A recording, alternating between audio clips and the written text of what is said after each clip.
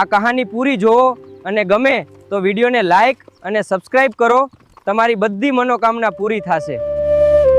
રણુજામાં રામદેવ પીર પ્રગટ થયા પછી તેમના ચમત્કારોની વાતો આખા મારવાડમાં ફેલાઈ ગઈ.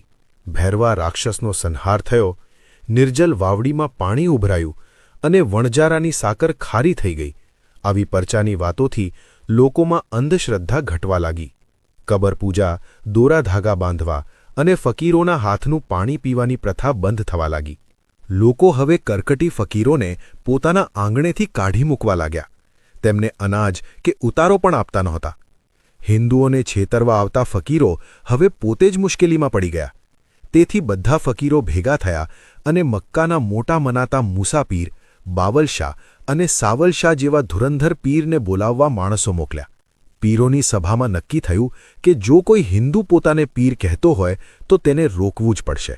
તેથી તેઓએ બધા ફકીરોને રણુજામાં બોલાવ્યા અને કહ્યું કે ત્યાં મોટી સભા ભરીને આ છોકરાને સબક શીખવાડશું. આવતા મંગળવારે મહાસૂદ બીજનો પવિત્ર દિવસ હતો.